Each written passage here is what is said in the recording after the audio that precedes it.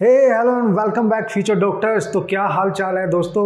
तो यार आज फिर हम बात करने वाले हैं कुछ अनदर इंपॉर्टेंट प्रॉब्लम्स की जो नीट में मैक्सिमम पूछी जाती है। Okay, and by using V funda the amazing short trick के थ्रू हम उसको सॉल्व करेंगे। एक्चुअली मैं आपको सिखाने वाला हूँ कि लेंथी प्रोसेस को छोड़ के आप जल्दी से जल्दी अपने एग्जाम में कम से कम टाइम में किस तरीके से उन टाइप की प्रॉब्लम को सॉल्व करोगे और मैक्सिमम टाइम में उसी टाइप के क्वेश्चंस पूछे जाते हैं। ओके, तो let's see, here is the first question. आप जल्दी से देख लो, उसको रीड कर लो बढ़िया तरीके से और आपको देखते ही समझ में आ जाएगा कि इस टाइप के क्वेश्चन आपने बहुत सारे सॉल्व किए हैं और उसका सीधा सा तरीका होता है इसको सॉल्व करने का। लेकिन आज हम सीखने वाले हैं वी फंडा ट्रिक। ओके, सो देखो यार, क्वेश्चन में क्लियर बोला गया है कि यहाँ पे एनर्जी, वेलोसिटी और टाइम को अगर मैं फंडामेंटल यूनिट कंसीडर कर लूं, ओके, तो वी हैव टू कैलकुलेट। वैसे तो उसमें सरफेस टेंशन की डायमेंशन पूछी है। सरफेस टेंशन की डायमेंशन का मतलब होता है we have to calculate the value of surface tension in terms of जिनको फंडामेंटल माना गया है, एनर्जी, वेलोसिटी एंड टाइम। तो सबसे बेसिक जो इसका तरीका होता है सॉल्व करने का, आप सबने किया होगा, सबने कर रखा होगा बढ़िया तरीके से, कि जिसकी डायमेंशन यहाँ पे पूछी जा रही है, लेट्स सी सरफेस टेंशन, मैं एस से डिनोट कर रहा हूं, उसको डायरेक्टली प्रोपोर्शनल करेंगे एनर्जी के, ओके, फिर वेलोसिटी के, फिर टाइम के। यही करते थे हम। फिर हम क्या करते थे, इसकी पावर कुछ एक्स मान लेंगे, इसकी पावर वाई और इसकी पावर कुछ जेड या ए बी सी। ये बेसिक तरीका होता था। लेकिन वी फंडा ट्रिक से मैं कैसे करने वाला हूं, फिर आप क्या करोगे, बोथ साइड डायमेंशन पुट करोगे, फिर कंपेयर करोगे एक्स वाई जेड की वैल्यू निकाल के, देन यहां पुट करोगे। It will take long time to solve that type of problem again. Okay, so now what is the V funda. Okay, तो हमने यहाँ पे सीखना है यार वी फंडा। ओके, सो बढ़िया तरीके से सीखेंगे। इस टाइप के क्वेश्चन आएंगे तो आप आराम से सॉल्व करके आ सकते हैं। और यही तो कमाल है, यही तो हमने यहाँ पे एक फंडा बनाया आप लोगों के लिए जिससे आपका टाइम बचे। सबसे इंपॉर्टेंट है टाइम। ओके, तो देखो यार, जिसकी वैल्यू पूछ रहा है ना, फंडा क्या है, जिसकी वैल्यू पूछ रहा है सरफेस टेंशन, उसका फॉर्मूला लिख लो। बस फॉर्मूला का कमाल होने वाला है। जो बचपन से आप फॉर्मूला पढ़ते आ रहे हो उनका यूज होने वाला है।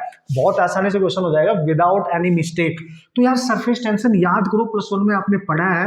ओके, फ्लूइड, तो ये बनेगा फोर्स पर यूनिट लेंथ होता था, सबको याद है, टेंशन नहीं है।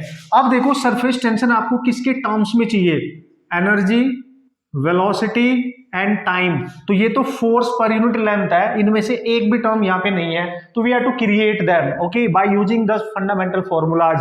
अब आपने कुछ ऐसा करना है दोस्तों कि फोर्स को हटाना है, लेंथ को भी हटाना है और तीनों को लेके आना है। दिमाग लगाओ, लेंथ को आप कैसे हटा सकते हो। सबसे पहले लेंथ के बारे में सोचते हैं, लेंथ को कैसे हटा सकते हो, क्योंकि मेरे को वेलोसिटी और टाइम चाहिए, ठीक है ना, वेलोसिटी और टाइम चाहिए। तो भाई ध्यान से देखो, आपको पता है वेलोसिटी इक्वल टू होती है डिस्टेंस अपॉन टाइम, और डिस्टेंस हमने यहाँ पे लेंथ ले लिया है over the time T. Clear है, इस तरीके से आप सोच सकते हो, इस तरीके से आपने सोचना है। सबसे पहले अब हम फोर्स के बारे में सोचेंगे, क्योंकि हमें फोर्स की भी जरूरत नहीं है, आपने बस कन्वर्जन करना है, यहाँ पे डायमेंशन पुट करने की जरूरत नहीं है। तो फोर्स कैसे आ सकता है, मतलब फोर्स को हटा के एनर्जी कैसे आ सकती है। देखो, वर्क होता है फोर्स इंटू डिस्प्लेसमेंट, और डिस्प्लेसमेंट यहाँ लेंगे हम एल, लेंथ ऑब्वियसली क्योंकि वही रिलेट कर रहा है, और ये जो वर्क होता है यही तो एनर्जी की फॉर्म होता है, मतलब ई आ गया आपके पास F इंटू एल। तो F यहां से आप निकाल सकते हो E/L। क्लियर है यार, है ना। और F को यहां पुटअप करो, देखो तो यह आ जाएगा E, और नीचे L का हो गया स्क्वायर। क्लियर है, अब E तो आ चुका है, वेलोसिटी और टाइम चाहिए बोस, तो L को यहां से हटा लो, तो आएगा V इंटू टी, और आपका क्वेश्चन सॉल्व हो चुका है। तो आप लिखोगे E/L की जगह आपने रिप्लेस करना है VT, and this is the square. So now you can write guys, E इसको ऊपर लेके जाओ, V-2 हो जाएगा, T-2 हो जाएगा, and these are the dimensions. Okay, so surface tension को आपने इनके टर्म्स में कन्वर्ट कर दिया without using dimensional analysis method. Cool, तो इस तरीके से आप बहुत बढ़िया तरीके से क्वेश्चन सॉल्व कर सकते हो, गलती होने के चांस बहुत कम रहते हैं।